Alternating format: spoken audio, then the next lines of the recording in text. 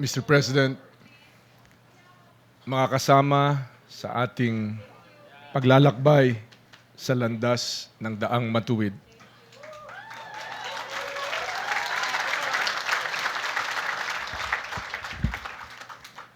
Mga minamahal na kababayan. Una, Happy St. Ignatius Day.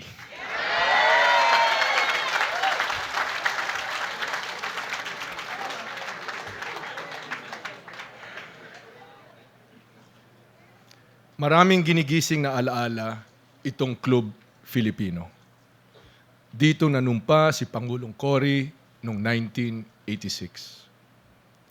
Nabanggit na rin ni Pinoy kanina, dito niya tinanggap ang panawagang mamuno at dito niya unang sinabing pwede na muli tayong mangarap.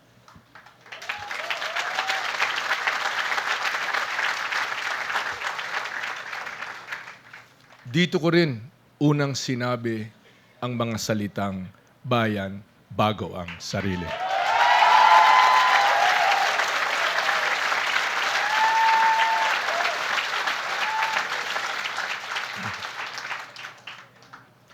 Pamilyar sa akin ang dinaanan ni Pinoy.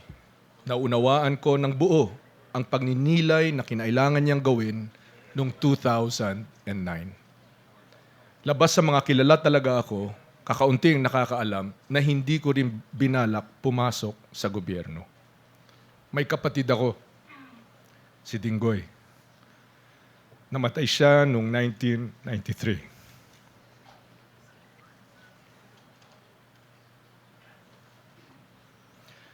Siya sana ang ambag ng aming henerasyon sa prinsipyong pamana ng aking lolo. Bayan bago ang sarili.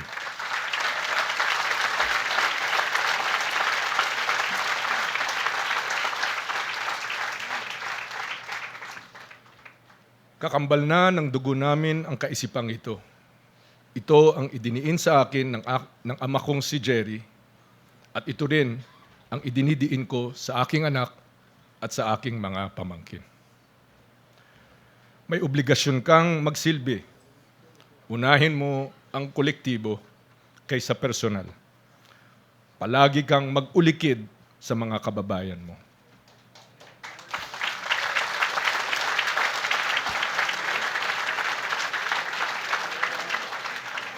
Ilonggo yun, Bisaya yun. Wala akong mahanap na katumbas na kasama ang damdamin.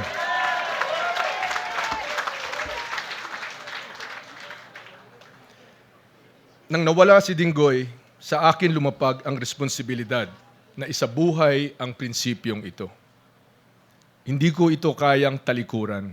Hindi ko kayang talikuran ang alaala ng dad at ni Dinggoy, pati na ng aking lolo.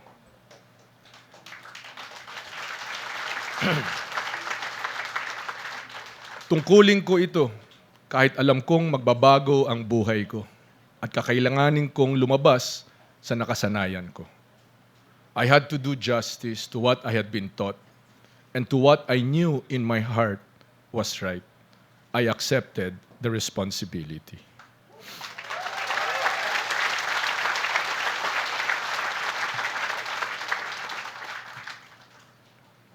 Doon nagsimula ang buhay ko bilang lingkod bayan.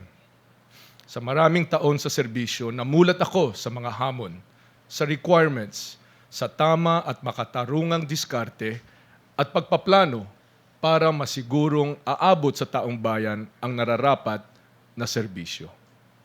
Kasama dito ang pagpapasa ng makabuluhang batas, ang pagpapatibay ng ugnayan sa pribadong sektor, ang pagbuo ng konsensus na patas, kung saan tanging taong bayan lang ang panalo.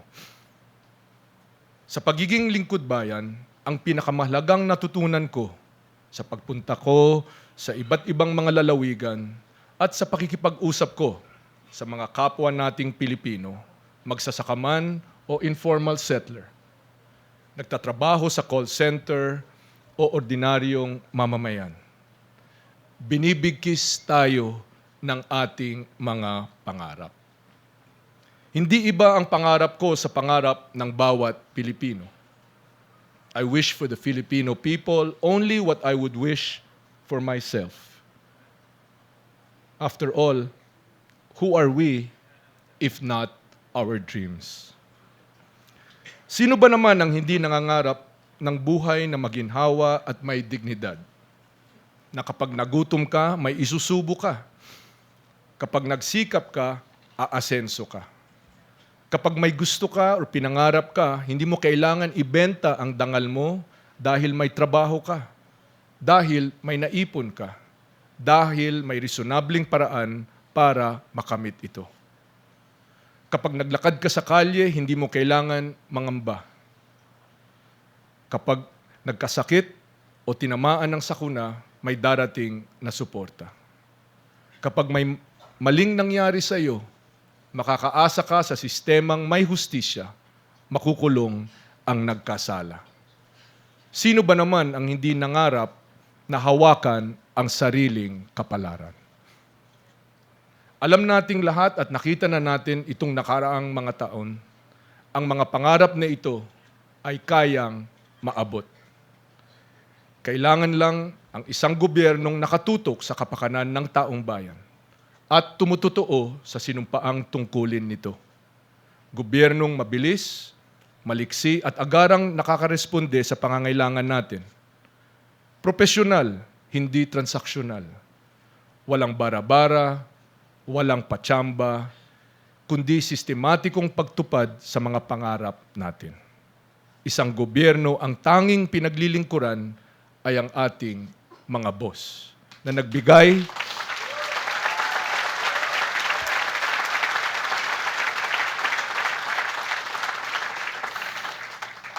sa kanya ng mandato at lakas. Ito ang nasimulan natin sa daang matuwid. Pinoy allowed us to imagine again what the Filipino is capable of.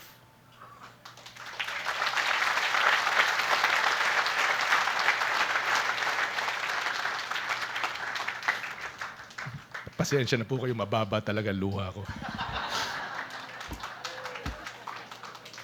Malakas tayo, kayang lumaban sa bala, sa diktador, sa pang-aapi. Matibay tayo, madapaman dahil sa sakuna o sa kahirapan, ay babangon at babangon ulit.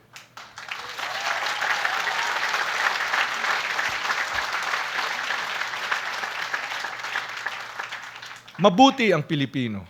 Kahit minsan nagsisiksikan o kinakapos na tayo, kaya nating buksan ang loob sa kapwa at sa buong mundo.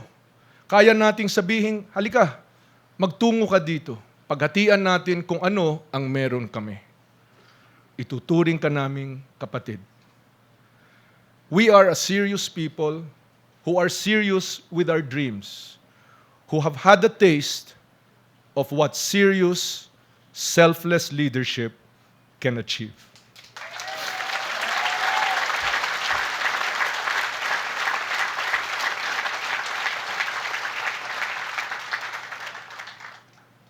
Mr. President, kung maalala po ninyo, noong 2009, nag-usap po tayo, bago po ninyo tinanggap, natatakbo po kayo. Nagkasundo tayong isang tabi ang personal na interes at isipin kung para saan ba talaga tayo nagsisilbi. Sabi mo sa akin noon, hindi mo pwedeng talikuran ang panawagang ipagpatuloy ang laban ng iyong mga magulang. Sa pag-endorsong ito, ang pakiramdam ko, ipinapasa mo sa akin ngayon ang mga ipinaglaban nila.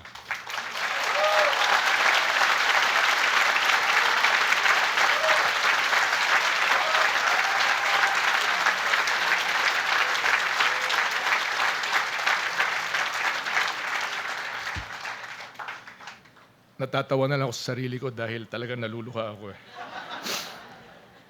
Malaking karangalan po yun para sa akin, Mr. President.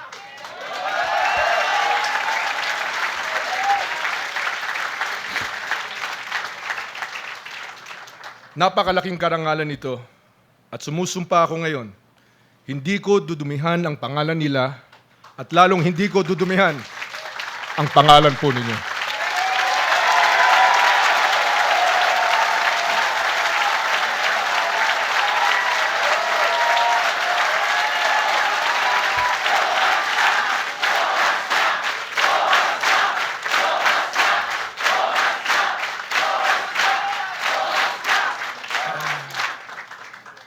Sa pag-endorsong ito, ipinapasa mo rin ang pangarap at lakas ng bawat isa sa 100 milyong Pilipino. Mga boss, hindi ko sasayangin ang tiwala ninyo.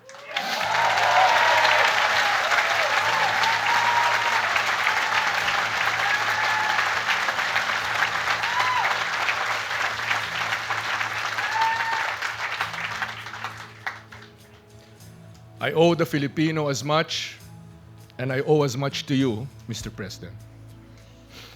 I have never met a president who sacrificed so much for the country.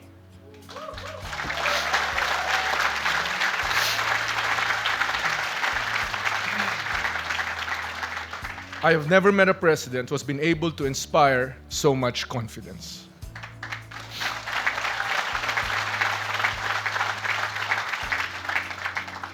Namuno po kayo sa pagsasabuhay ng mga paniniwala natin. Pinakita mo kung ano ang kaya nating marating gamit ang political will, ang paninindigan, ang pagkapit sa tama kahit gaano kalakas ang kalaban.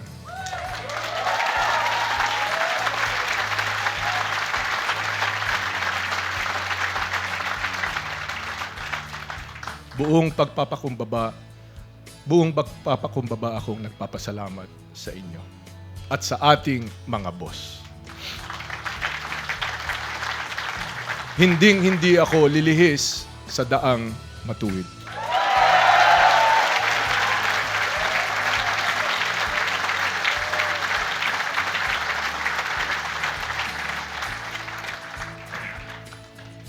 Ibubuhos ko ang lahat.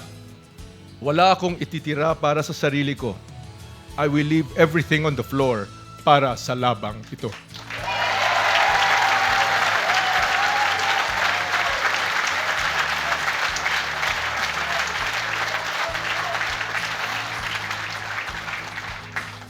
Naniniwala ako, hindi lang ito tungkol sa akin o kay Pinoy. Ang daang matuwid ay tungkol sa mga pangarap ng bawat Pilipino. Sabi nga ng Pangulo, it is worth fighting for.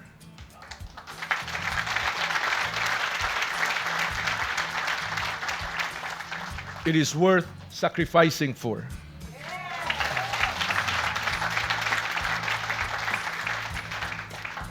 And dying for if need be.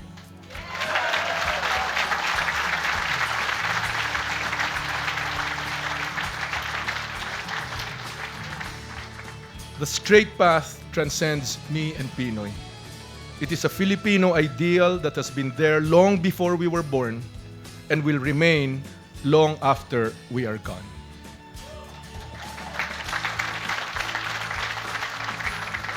Hinahamon tayo ng kasaysayan na isabuhay ang prinsipyong ito na magpatuloy sa ating paglalakbay na ipaglaban ang ating mga pangarap bilang lahi.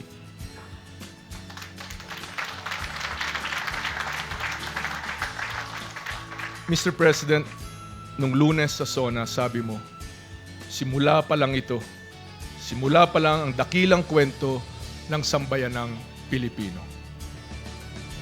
Ngayon, buong katapatan, buong loob at buong paninindigan kong tinatanggap ang tawag ng daang matuwid.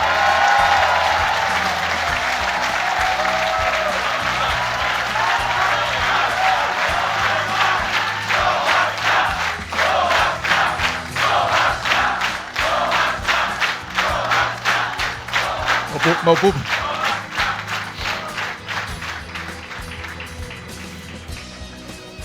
Tulad ng nasabi po ninyo, Ginong Pangulo, simula pa lang ito. Laban pa rin tayo. Ako si Mar Rojas, tinatanggap ko ang hamon ng ating mga boss. Itutuloy, palalawakin at ipaglalaban ang daang matuwid.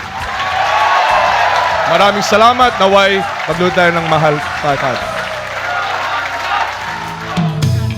Sino ba ang pipiliin mo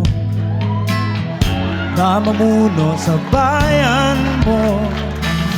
Walang bahid ng panloloko, malinis ang puso at pagkatao. Walang may bibintang nakatiwalian, malawak at malalim ang karanasan. Subok na't matibay ang kakayahan, ang tanging hangad paglingkuran ng bayan.